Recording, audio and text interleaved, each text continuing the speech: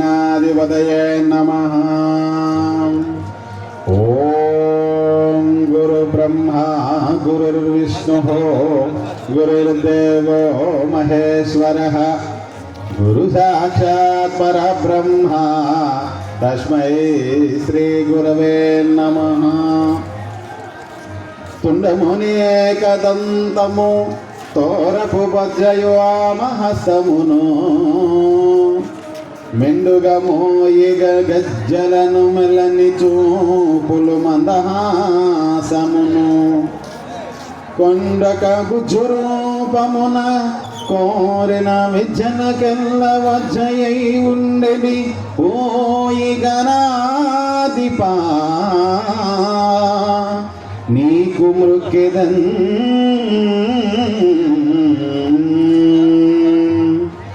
గురు బ్రహ్మా గురుర్విష్ణు గురుర్దేవో మహేశ్వరః గురు సాక్షాత్ పరబ్రహ్మ తస్మై శ్రీ గురవే నమః।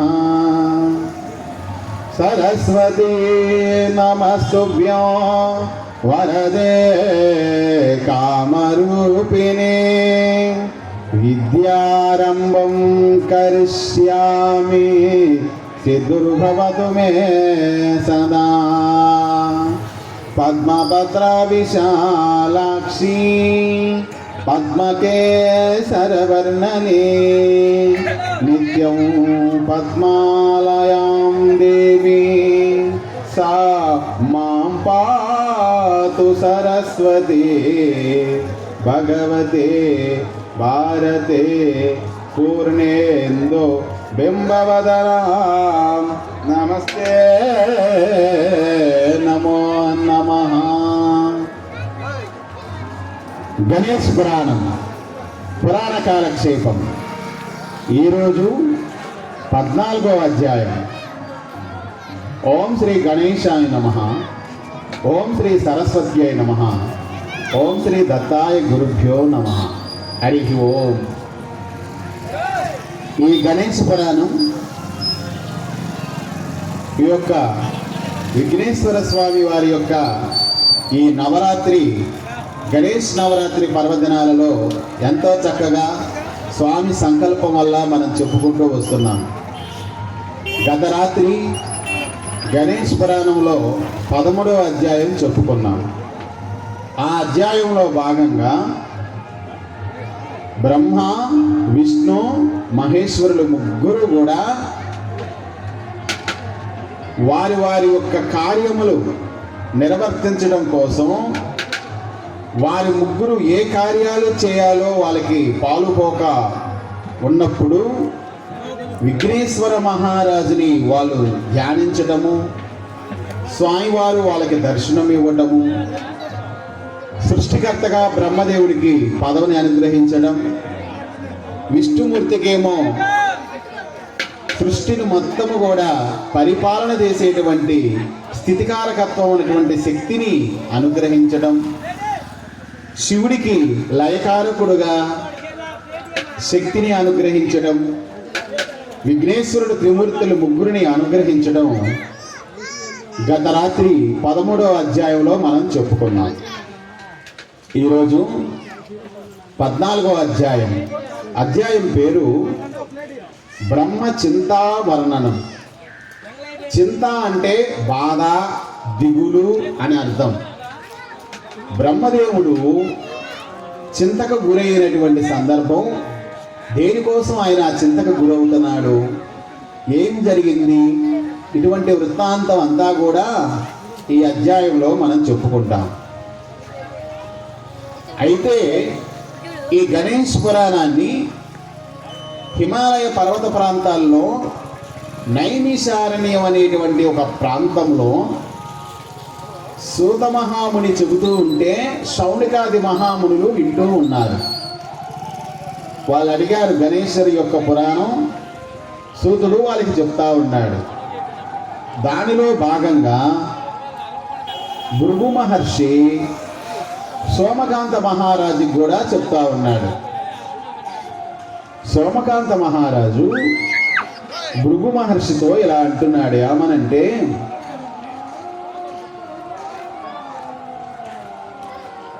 స్వామి, గజానని యొక్క ఉదరములో అంటే ఆయన యొక్క బొజ్జలో బ్రహ్మాండాలను చూసి ఆ తర్వాత గణేశుని యొక్క ఆజ్ఞ మేరకు బ్రహ్మ ఎలా సృష్టిని చేశాడో వివరించమని ప్రార్థించగా భృగు మహర్షి సోమకాంత మహారాజుతో ఇలా చెప్తున్నాడు. ఏమనంటే, ఓ రాజా, అలా గజానుని గర్భంలో నుంచి బయటికి వచ్చిన చతుర్ముఖుడు అంటే బ్రహ్మదేవుడు తనలో తాను గర్వితుడై ఎప్పుడైతే విఘ్నేశ్వర స్వామి వారు బ్రహ్మదేవుడికి సృష్టి చేసేటువంటి శక్తిని ఇచ్చాడో అప్పుడు ఆయనకి కొంచెం గర్వం తటస్థించిందట.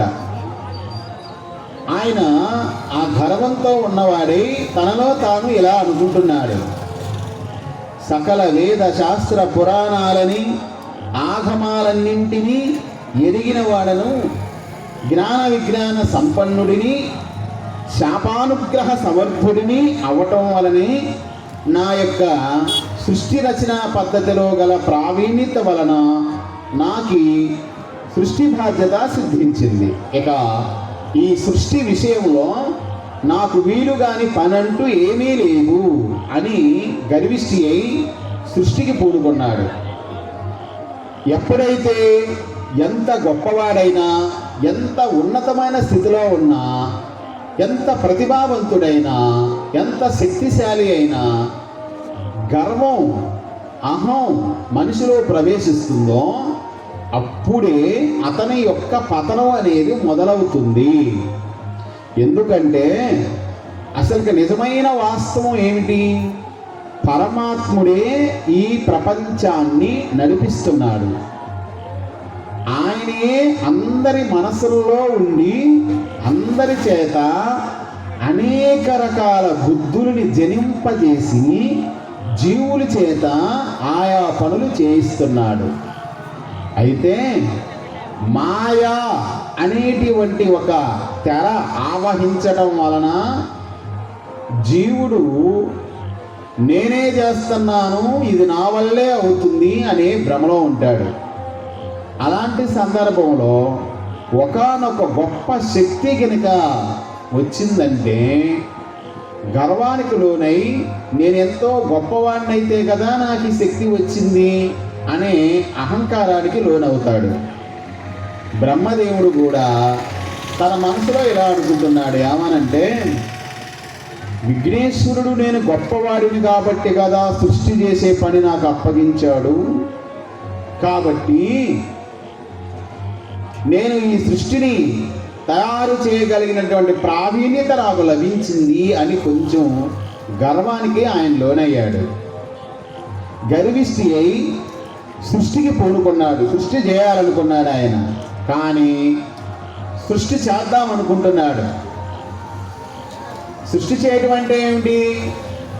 నక్షత్రాలను సృష్టించాలి, 14 బ్రహ్మాండ భువన భాండవులను సృష్టించాలి, మనిషిని సృష్టించాలి, దానికి తగ్గ అవయవాలను సృష్టించాలి, మరి జీవరాశులు, చరాచరాలు, కదిలే జీవులు, కదలని జీవులని సృష్టించాలి, జీవులకు తగ్గ ఆహార సంపదని సృష్టించాలి, సముద్రాలని సృష్టించాలి, వాయువుని సృష్టించాలి, అగ్నిని సృష్టించాలి, ఆకాశాన్ని సృష్టించాలి, భూమిని సృష్టించాలి, మరి మనుషుల యొక్క మానసిక ప్రవృత్తులని సృష్టించాలి.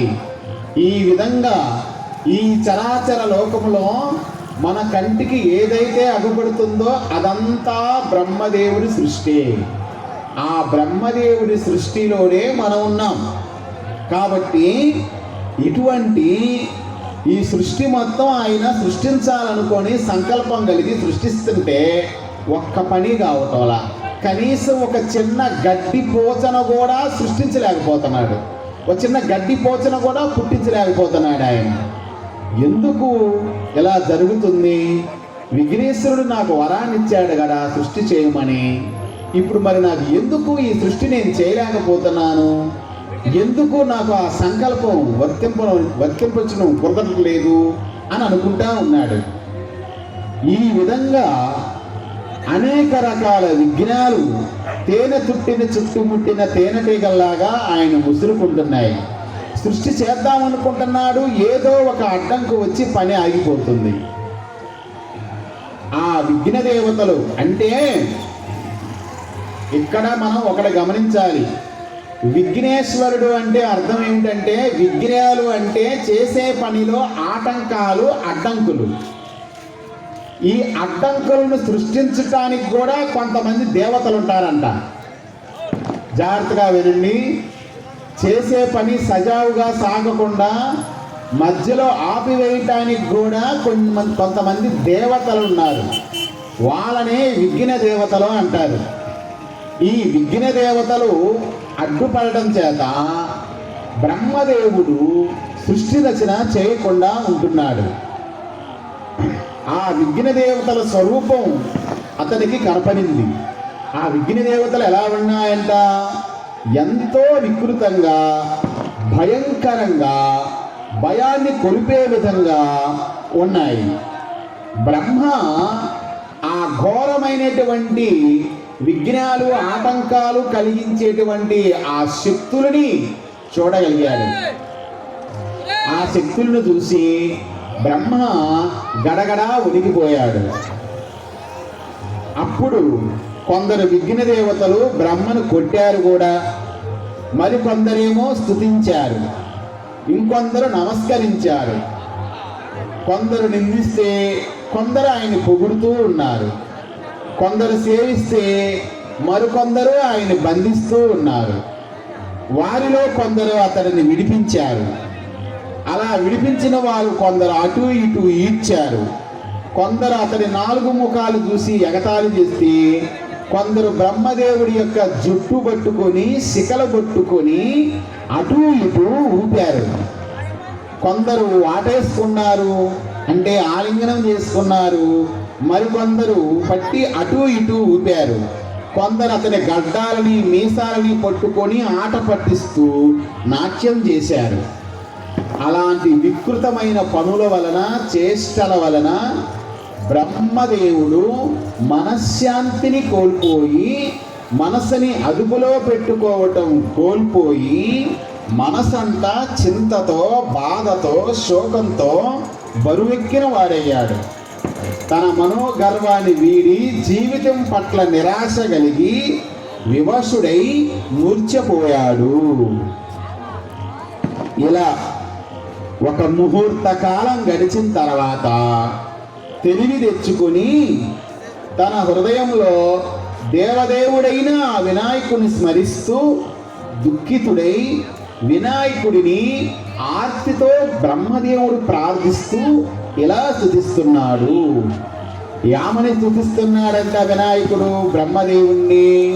అంటే ఆయనకి సృష్టి చేయటము వల్ల కాలేదు కాబట్టి ఆ బ్రహ్మదేవుడు వినాయకుడిని స్తుతిస్తూ ఉన్నాడు.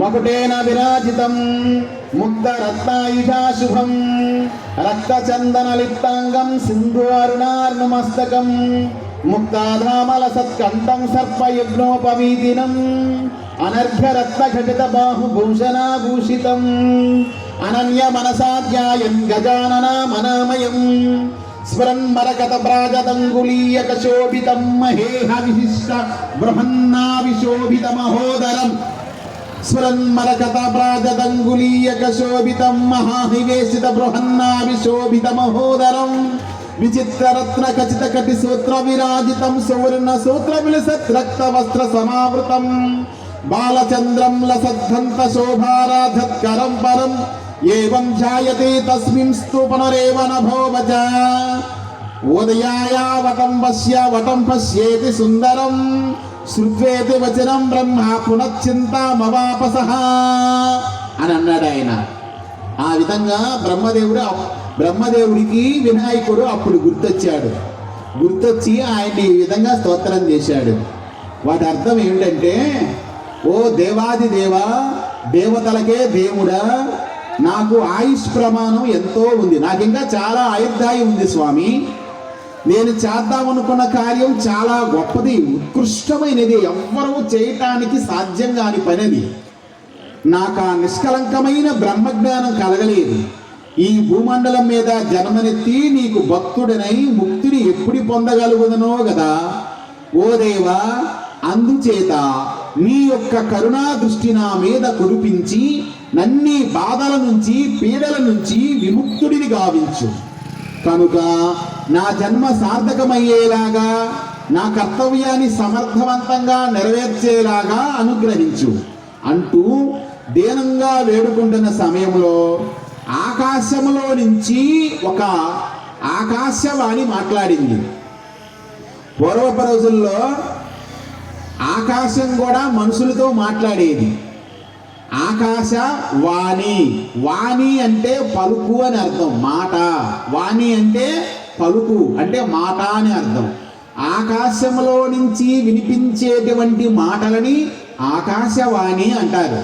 కాబట్టి ఆ ఆకాశవాణి ఎప్పుడైతే బ్రహ్మదేవుడు సృష్టి చెయ్యలేక అహంకరించి ఏ పని చేద్దామన్నా కానీ విఘ్న దేవతలు వచ్చి చెడగొట్టడం, ఆయన్ని రకరకాలుగా వాళ్ళు వచ్చి హింసించటం, కొరకటం, జుట్టు పట్టుకొని ఏడవటం, గడ్డాన్ని పీకటము, 4 ముఖాల మీద ముట్టికాయలతో మొట్టటము, ఈ విధంగా చేశాడు. ఆయన మనస్సులో చాలా బాధ కలిగినటువంటి వాడై గణపతిని ఇందాక చెప్పిన విధంగా స్తోత్రం చేశాడు. అప్పుడు ఆకాశంలో నుంచి ఆకాశం వాణి ఇలా మాట్లాడింది. తప తప తప తప తప తప తప తప తప తప అని వినపడింది. ఏంటి ఆ మాటలకు అర్థం? తప తప తప అంటే ఏదైనా ఒక పని చెయ్యాలంటే మనిషికి శక్తి కావాలి. శక్తి ఉంటేనే ఆ పని చేయగలడు. అలానే బ్రహ్మదేవుడికి సృష్టి చేయాలి అంటే ఆయనకి శక్తి కావాలి. మరి ఒక గొప్ప బరువుని ఎత్తాలంటే ఒక గొప్ప యంత్రం కావాలి కదా, భారీ స్థాయి యంత్రం కావాలి. అదేవిధంగా గొప్ప గొప్ప యుద్ధాలు చేయాలంటే గొప్ప గొప్ప ఆయుధాలు కావాలి. అట్లానే ఈ గొప్ప సృష్టిని చేయాలంటే గొప్ప శక్తి కూడా కావాలి కదా. ఆ శక్తి బ్రహ్మదేవుడికి రావడం కోసం ఆకాశవాణి తప తప తప అంది. అంటే తపస్సు చేయి, తపస్సు చేయి, తపస్సు చేయి, తపస్సు చేయి, తపస్సు చేయి అని అర్థం అన్నమాట. ఆ వాక్కు అంటే ఆ మాటలు, ఆకాశం మాట్లాడేటువంటి ఆ మాటలు బ్రహ్మదేవుడి చెవిలో పడగానే బ్రహ్మని వేధిస్తున్న విఘ్న దేవతలందరూ మాయమైపోయారు. ఆయన చుట్టూ ఇంకెవరు లేరు, వదిలిపెట్టేశారు ఆయన్ని. అప్పుడు బ్రహ్మ తన మనస్సులో తపస్సు చేయటానికి తగిన స్థానం, మంత్రం ఉండాలి కదా. మరి తపస్సు చేయాలంటే ఒక మంచి స్థావరం ఉండాలి. ఎటువంటి ప్లేస్ అది? ఎవరు డిస్టర్బెన్స్ చేయకూడదు, ఎటువంటి రణగుణ ధ్వనులు ఈ యొక్క చెవుల్లో పడకూడదు. మనసు చాలా రిలాక్స్గా ఉండాలి. చుట్టూ ఉన్న వాతావరణం అంతా కూడా మనసు ప్రశాంతంగా ఉండేలాగా, ధ్యానానికి అనుకూలంగా ఉండేలాగా ఒక చక్కటి వాతావరణం కావాలి. మరి తపస్సు చేయాలంటే ఎవరిని తపస్సు చేయాలి? విఘ్నేశ్వర స్వామి కోసం తపస్సు చేయాలి. మరి ఏ మంత్రం ద్వారా తపస్సు చేస్తే ఆయన అనుగ్రహం వస్తుంది? ఎక్కడ తపస్సు చేయాలి? ఏ విధంగా తపస్సు చేయాలి? ఏ మంత్రంతో తపస్సు చేయాలి? ఇవి ఆయన డౌట్లు అన్నమాట, ఆయన సందేహాలు. అలాంటి సందర్భంలో అనుకుని తన తపస్సుకు అనువైన చోటును చూపించమని వెతుకుతూ ఉన్నటువంటి బ్రహ్మకి వరాలు ఇచ్చేటువంటి వరప్రదుడైనటువంటి వినాయకుడు, ఆ వినాయకుడి యొక్క రూపం అంతకుముందు చూశారు కదా విష్ణు ఈశ్వరులతో పాటు బ్రహ్మదేవుడు. ఆ రూపాన్ని మనసులో ఏకాగ్ర చిత్తంతో ముద్రించుకొని ఇలా ధ్యానం చేస్తున్నాడు. ఆ ధ్యానమూర్తి ఎలా ఉన్నాడంటే, అంటే ఇప్పుడు మనం రాముడు గురించి ధ్యానం చేస్తున్నాం అనుకోండి. రాముడు గురించి ధ్యానం చేస్తున్నప్పుడు రామ రామ రామ రామ రామ రామ రామ రామ అనుకుంటా ఉంటాం మనసులో.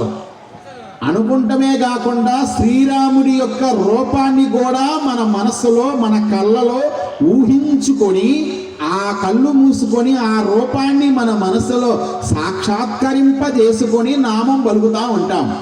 అదేవిధంగా గణపతినికి కూడా బ్రహ్మదేవుడు ఆ రూపాన్ని మనసులో అలా ముద్రించుకొని ఆయన ఆ గణేశ్వరుడి యొక్క ధ్యానిస్తూ ఉన్నాడు.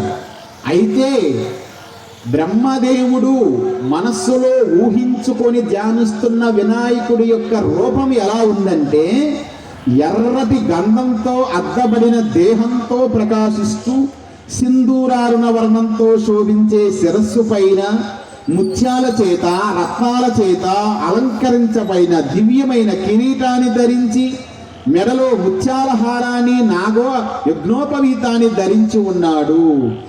ఆ దివ్య మంగళ విగ్రహ స్వరూపం చేతివేళ్లకు మరకత మాణిక్యాలతో పొదగబడిన ఉంగరాలను ధరించి, చిత్ర విచిత్రమైన రత్నాలతో తాపించబడిన మొలత్రాటితో, బొడ్డు వద్ద శేషుడితో చుట్టబడిన ఎర్రటి దివ్యమైన పట్టు వస్త్రాన్ని ధరించి ఉన్నాడు వినాయకుడు. అంటే వినాయకుడి యొక్క గెటప్ ఎలా ఉందో వర్ణిస్తున్నాడు. అతని ఏకదంతం తెల్లగా చంద్రకళలాగా మెరుస్తా ఉంది. అలాంటి పరమ సుందరమైన, చాలా అందమైన, ముగ్ధ మనోహరమైన, మనోఆకర్షితమైనటువంటి, దివ్యమైనటువంటి, చూడగానే కోటి జన్మల పాపాలు పోగొట్టే ఆ దివ్య మంగళ సుందర లీలా మానుష విగ్రహ రూపాన్ని, వినాయకుడిని ఆ విధంగా మనసులో సాక్షాత్కరింపజేసుకొని బ్రహ్మ ధ్యానిస్తూ ఉంటే ఆకాశం మళ్ళా మాట్లాడిందంట. ఇందాక ఒకసారి మాట్లాడింది ఏమని?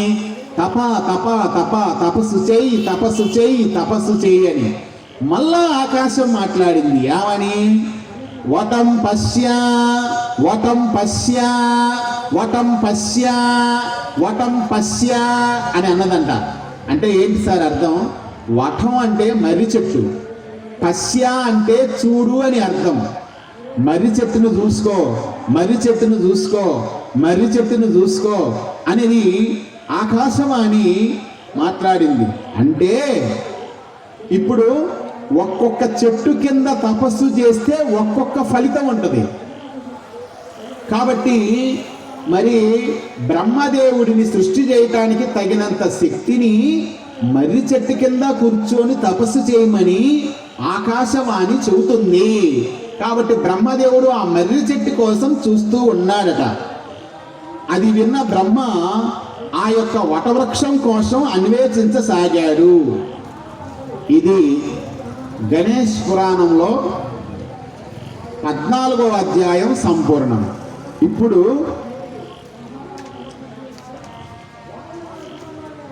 15వ అధ్యాయం కూడా చెప్పుకున్నాం. ఆ తర్వాత జరిగిన కథా వృత్తాంతాన్ని